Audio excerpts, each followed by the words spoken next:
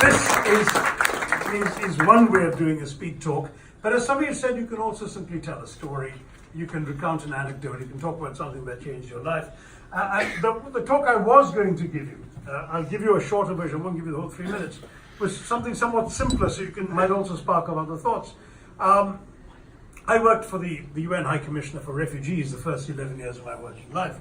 And I was often asked about this. And so I would tell people, yes, there are some real issues about bureaucratizing our international consciences. I worked for an organization that was serving people.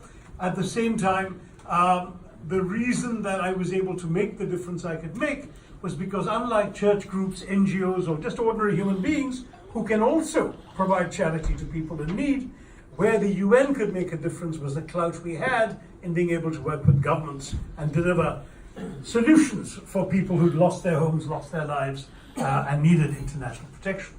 I was able, as a young man working in this organization, to put my head to the pillow at night, knowing every night that things I had done had made a difference to real human beings' lives. And these are people I could meet and see, because that was the advantage of running a small office in Singapore at the peak of the Vietnamese boat people crisis, as people fleeing communism in tiny boats were rescued by ships and brought into the port. And one episode I've never forgotten was of a young family that left Vietnam in a tiny boat with a cannibalized tractor engine. The engine conked out. They started drifting aimlessly in the South China Sea. They ran out of food. They ran out of drinking water. And they were essentially subsisting on rainwater and hoping to be rescued. But they had two small children, an infant and a tiny baby, for whom, of course, rainwater wasn't going to be enough. So the young parents slit their own fingers and made the babies drink their blood to survive, to have enough nutrition to make it. By a real miracle, they were, as it happens, picked up by an American ship, brought into the port.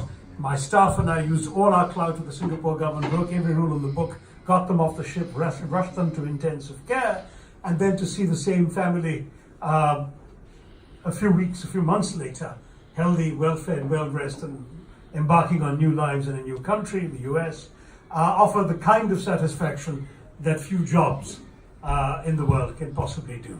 So don't tell me I'm a bureaucrat with a conscience. I'm just a human being. But thanks to the bureaucracy of the United Nations, I was able to make a difference.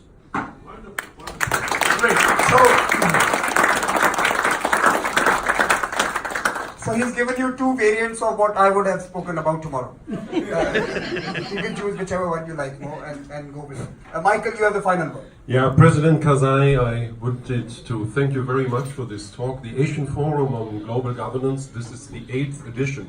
It's a joint cooperation. It's the 9th edition. It's a joint cooperation of the Zeit Foundation in Hamburg and the Observer Research Foundation here in Delhi. And I very well remember when you were in Bonn. It was in December 2001. It was the time of Gerhard Schröder and the time of Joschka Fischer. And we met with you in the Petersberg, on the hill above the city of Bonn. And you were made the president of Afghanistan on December 2001 with Mr. Fischer and Mr. Gerhard Schröder. And so, we have followed you from that time onwards. And I just wish you all the very best for whatever you can do for your country. All the best. Thank you, Michael. Now, we have a small tradition here. Yes. Before we close for the session, we invite a young fellow who is not being very adherent to the ethics of this group. And we ask them to present you a gift as an atonement. This time we have chosen Maria to do that. She really wanted to give you this on behalf of the entire group.